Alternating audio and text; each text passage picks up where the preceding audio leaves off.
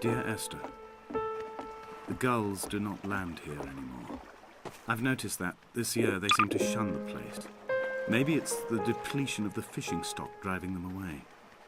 Perhaps it's me. When he first landed here, Donnelly wrote that the herds were sickly and their shepherds the lowest of the miserable classes that populate these Hebridean islands. 300 years later, even they have departed.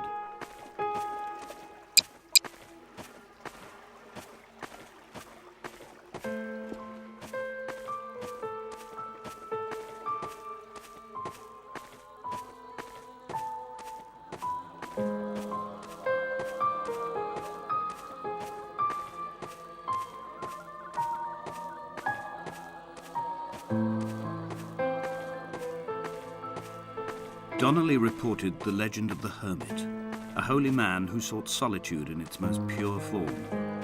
Allegedly, he rode here from the mainland in a boat without a bottom, so all the creatures of the sea could rise at night to converse with him.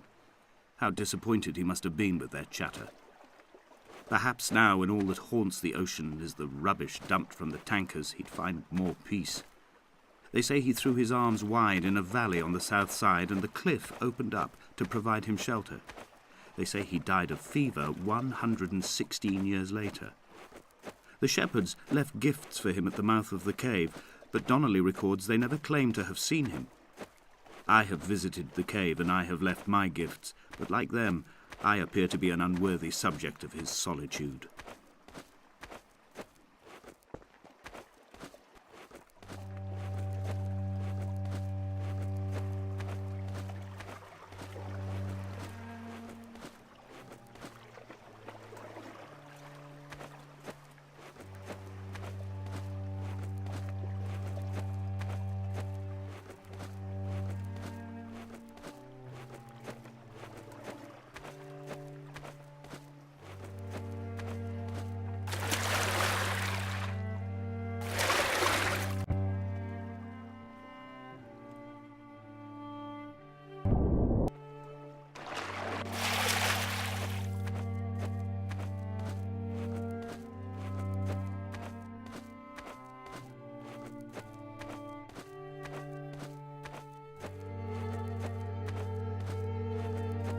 Dear Esther, I found myself to be as featureless as this ocean, as shallow and unoccupied as this bay, a listless wreck without identification.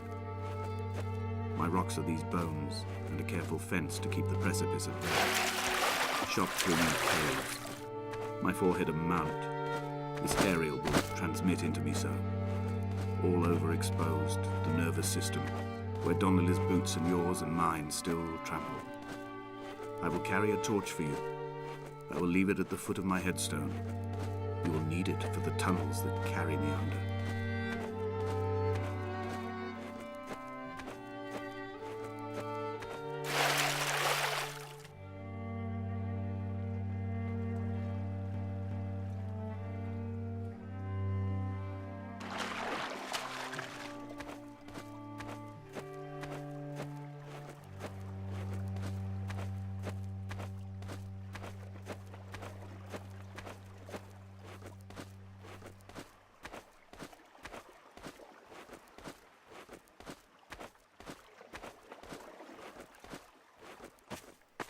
There was once talk of a wind farm out here, away from the rage and the intolerance of the masses.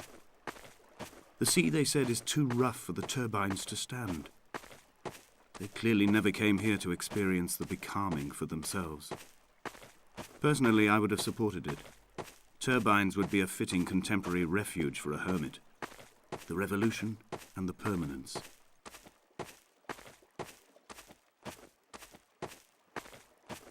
reading Donnelly by the weak afternoon sunlight. He landed on the south side of the island, followed the path to the bay and climbed the mount. He did not find the caves, and he did not chart the north side. I think this is why his understanding of the island is flawed, incomplete. He stood on the mount and only wondered momentarily how to descend. But then, he didn't have my reasons.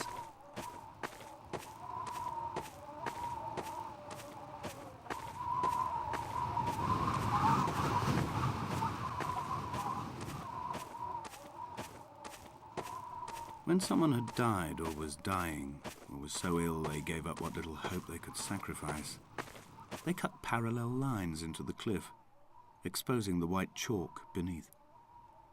You could see them from the mainland or the fishing boats, and know to send aid or impose a cordon of protection, and wait a generation until whatever pestilence stalked the cliff paths died along with its hosts.